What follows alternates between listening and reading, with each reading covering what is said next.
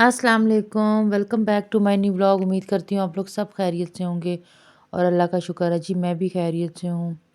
आज का व्लॉग मैं दोपहर से स्टार्ट कर रही हूँ। तकरीबन 2 बजे का टाइम था।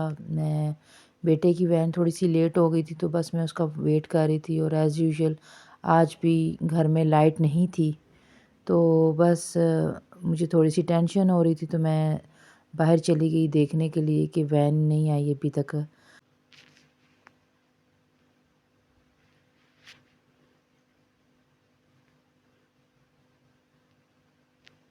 तो मैं यहाँ पे आती हूँ ना तो मैं यहाँ से देखती हूँ ये हमारे गेट में थोड़ी सी गैप है तो मुझे यहाँ से वैन आती हुई नज़र आ जाती है। तो मैं यहाँ से कोशिश करती हूँ देखने की। तो यहाँ से फिर ये कि मैं काफ़ी देर खड़ी रही, मुझे नहीं नज़र आया। फिर मैंने मेन गेट खोल लिया। आज सुबह बहुत प्यारा मौसम था। जैसे ही थोड़ा सा जो है वो दिन स्टार्ट हुआ तो मतलब 11-12 बजे के बाद जो है वो हल्की-हल्की धूप निकल आई और इस टाइम तक काफ़ी तेज़ धूप निकल आई हुई थी। तो यहाँ पे काफ़ी देर वेट करने के बावजूद भी जो महाद अभी तक नहीं आया। फिर यहीं पे मैंने खड़े-खड़े वैन वाले को कॉल की, अभी तक बच्चे नहीं आए। मैंने वैन वाले से कहा तो वो कहता है कि जी वैन का थोड़ा-सा इशू बन गया था, गाड़ी ख़राब हो गई हुई थी तो इसलिए बच्चों को स्कूल से पिक करने में थोड़ा-सा जो है वो लेट हो गया। तो यहाँ पे मैं कोशिश कर रही थी कि आपको ये दिखा सकूँ कि इस टाइम पे हवा चल रही थी, मतलब बहुत ठंडी हवा चल रही थी। धूप तो निकली हुई थी, लेकिन जो हवा है ना वो भी बहुत ज़्यादा तेज़ चल रही थी। तो बस फिर यहाँ पे काफ़ी देर वेट करने के बाद अभी तक वैन नहीं आई तो मैं फिर अंदर आ गई थी। तो यहाँ पे मैं देख रही थी गली की इतनी बुरी हालत है। जिन लोगों ने कंस्ट्रक्शन की है तो बस उनकी वजह से जो है ना कुछ ज़्यादा ही टूट-फूट हो गई हुई है और अब हमारे इलाके में ये चीज़ें सोच रहे हैं लोग कि यहाँ पे गलियाँ बननी चाहिए। तो देखें कब इंशाल्लाह गलियाँ बन जाएँगी तो यहाँ का भी कुछ हालात बेहतर हो जाएँगे, वरना गैराज की तो ना बिल्कुल भी कोई हालत नहीं होती है। तो यहाँ पे मैं प्लांट्स देख रही थी कि मैं इतने शौक से लाई थी। सिर्फ़ ये 2 प्लांट ठीक निकले हैं, बाकी सारे जो थे ना वो मतलब या शायद धूप नहीं मिली है या फिर उनकी क्वालिटी या उनकी लाइफ़ इतनी थी। तो बस जी बाहर से आ गई हुई थी मैं अंदर दोबारा और आके देखा कि लाइट अभी तक नहीं आई। लाइट भी ना हो ना तो आपकी ज़िंदगी से न जो है ना वो डिस्टर्ब भी हो जाती है। ज़ाहिर-सी बात है आपने हर काम जो है वो लाइट के साथ ही करना होता है। तो बस ये यहाँ पे मैंने दाल भिगोई हुई थी, मैं बना रही थी आज ईज़ी और क्विक शामी कबाब की रेसिपी आज आपके साथ मैं शेयर करूँगी। और आज मैं बना रही थी चटपटे मसाले वाले आलू।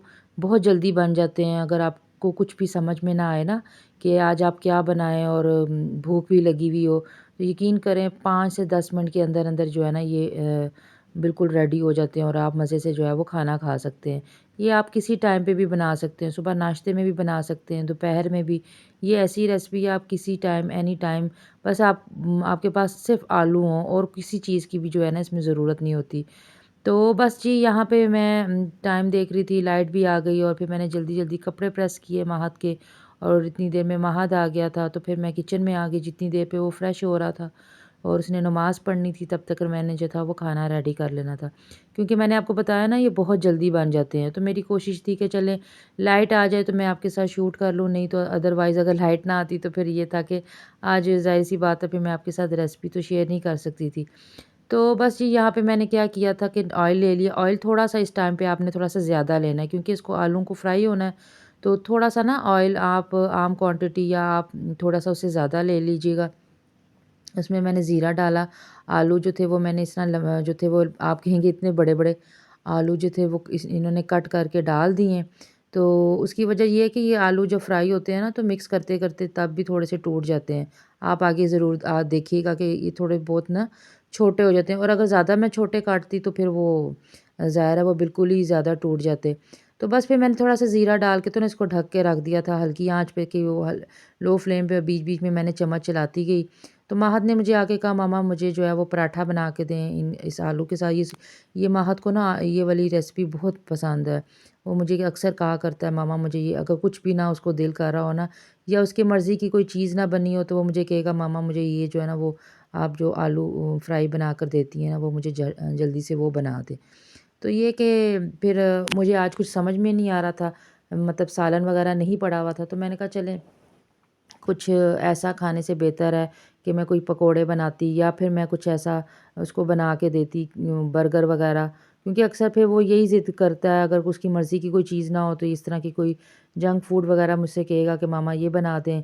तो वो फिर मैं ऐसी चीज़ होती है कि क्योंकि आप रोटी वगैरह खाएँ, रोटी जो है वो ज़्यादा हेल्दी ऑप्शन होता है।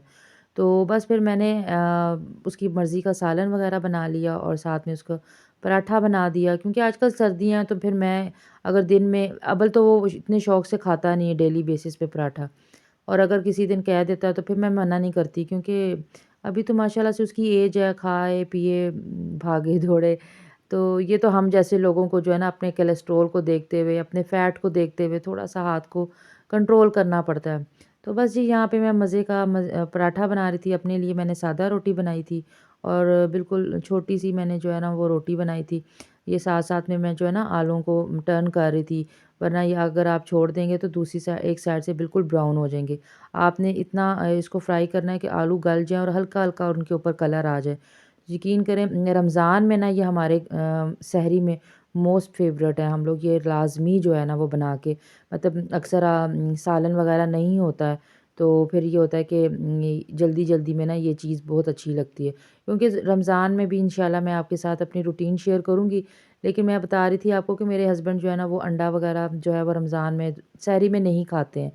तो वो शायद उनको डाइजेस्ट का मसला हो जाता है। वो ये कहते हैं कि सारा दिन जो है ना अजीब-सा वो मतलब तबीयत होने लग जाती है।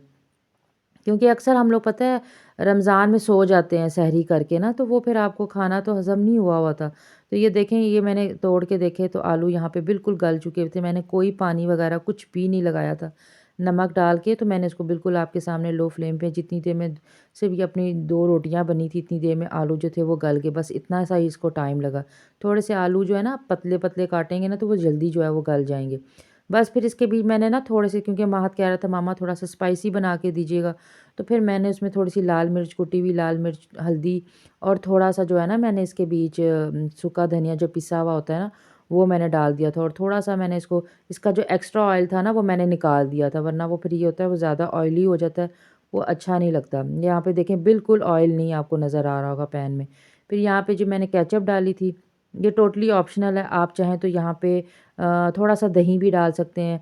तो क्योंकि महत को केचअप चाहिए थी, तो इसके साथ तो यकीन करें ये बाद में जो बच गए थे ना सालन, तो उसने ऐसे ही जो है वो खाया था। यकीन करें बहुत मज़े की ये रेसिपी है। आप मेरे कहने पे ज़रूर ट्राई कीजिएगा और ये इसी तरीके से ना मैं नई-नई रेसिपीज़ जो होती हैं वो ट्राई करती रहती हूँ। और मुझे एक्सपेरिमेंट करने का बहुत शौक होता है, तो बस फिर मैंने कहीं से भी नहीं सीखी है, मुझे किसी ने नहीं सिखाई है, कहीं ये मैंने यूट्यूब में ये रेसिपी नहीं देखी है। बस मैंने आपको पहले भी बताया, मैं ख़ुद क्रिएट करती हूँ। हाँ, चीज़ें ज़रूर देखती हूँ, ऐसी नहीं है मैं यूट्यूब पे रेसिपीज़ नहीं देखती ज़रूर हूँ, लेकिन मैं जो है ना उसको नई तरीके से बनाने की, उसको अपने दिमाग से बनाने की, क्रिएट करने की कोशिश करती हूँ।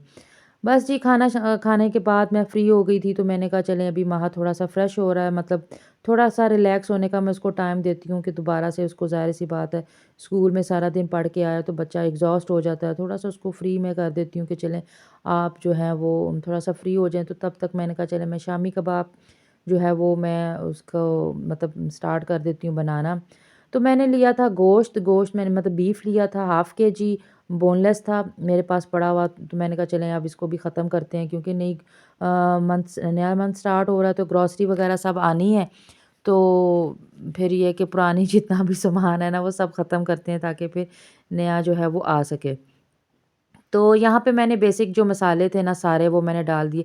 साबुत गरम मसाला डाला था, प्याज़, हरी मिर्चें, नमक, हल्दी, सूखा धनिया, पिसी हुई लाल मिर्च और कुटी हुई मैंने मतलब ना साबुत सूखा धनिया नहीं डाला था। मुझे वो उसका टेस्ट बाद में मुँह में आता हुआ अच्छा नहीं लगता। मैंने जो घर में मैं पीसती हूँ ना, मैं वही डाल के तो मैंने बस उसको प्रेशर लगाया, लहसुन अदरक का पेस्ट जो था और साथ में जो हरी मिर्चों का मैंने पेस्ट बना के बनाया हुआ था, बस वो मैंने डाल दिया था और हरी मिर्चें मैंने वैसे साबुत भी डाली थी।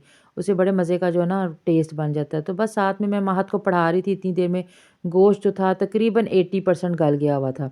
तो जब 80% गोश्त गल जाएगा ना, और मैंने दाल जो थी ना उस तकरीबन सुबह की भिगोई हुई थी और तकरीबन ये 4 बजे का टाइम था जब मैंने ये कबाब बनाना स्टार्ट किए थे। तो तकरीबन ना मैंने 80% गोश्त को पहले ही गला लिया था। मैंने दोनों चीज़ें इकट्ठे डाल के नहीं पकाई थी। इससे ये वो बिल्कुल एग्ज़ैक्ट जो आपकी रेशो होती है ना वो बन जाती है। तो तकरीबन 10 से 15 मिनट मैंने प्रेशर चलाया था और उसके बाद गोश्त 80% गल गया था।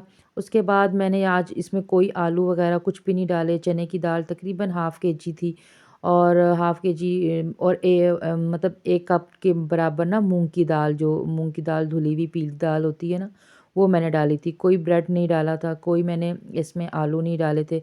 बिल्कुल डिफ़रेंट और ईज़ी रेसिपी है जो आपके घर में बेसिक चीज़ें होती हैं ना, मतलब कोई एक्स्ट्रा अगर आपका दिल कर रहा है, आप चाहें तो इसमें चिकन भी डाल सकते हैं, ज़रूरी नहीं आप बीफ ही डालें।